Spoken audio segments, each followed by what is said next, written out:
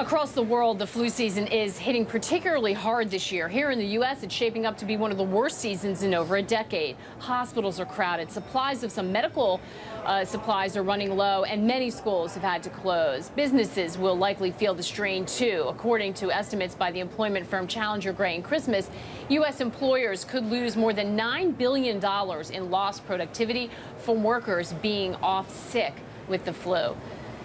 Niven Narain is here with me. He's the CEO of Berg, a biopharma company which uses artificial intelligence to help make drugs more effective. Thank you so much for being with us here. It's great to be here. Thank you. Anything that can help, we need to hear about. How is artificial intelligence helping with things like the flu? What can it do that traditional research can't?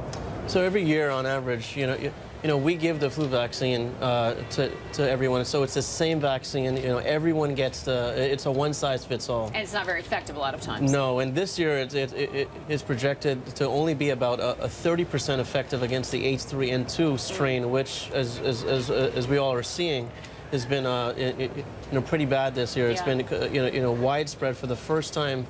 So how does AI change that? Does it personalize it and tailor it? So it helps us understand. We signed a big deal with Sanofi, who is a large producer of the vaccine, and it's the world's first a project where we're using AI to understand the fundamental elements that to study the individuals who do have a response to the vaccine compared to the 70% this year who may not. So we use AI to figure out why is it that the 30% they responded very well to the vaccine. So we'll drive more precision into the process. So to drive the efficiency. Find out what's working, build on what's working, and channel that in. Yes. How quickly are we going to see those vaccines, the results of that in the market? When? So the output of the project is really to discover the biomarkers that represent the individuals who have the response or who don't. So, in the project with Sanofi, we're going to be able to translate these in a matter of a few years. So we're not talking about a 10-year project here. Which is amazing. And listen, this is deadly. I mean, there are children dying of this, as we report every day, sadly. You're also going to apply this to some other diseases, pancreatic cancer, Parkinson's, especially when you're talking about pancreatic, some of the toughest out there.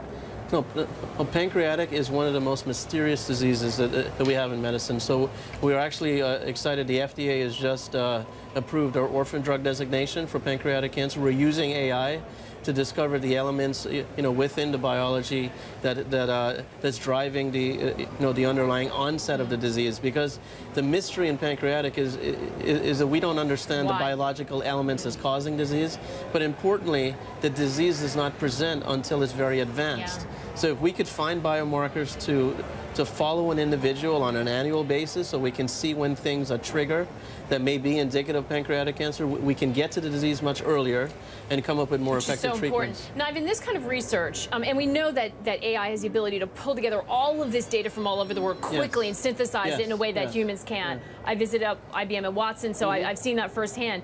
Are we talking about things that are going to make it more effective to treat disease, or could this help with cures? So at Berg, we've taken a strategic focus on cancer, vaccines, and neurological diseases like Parkinson's.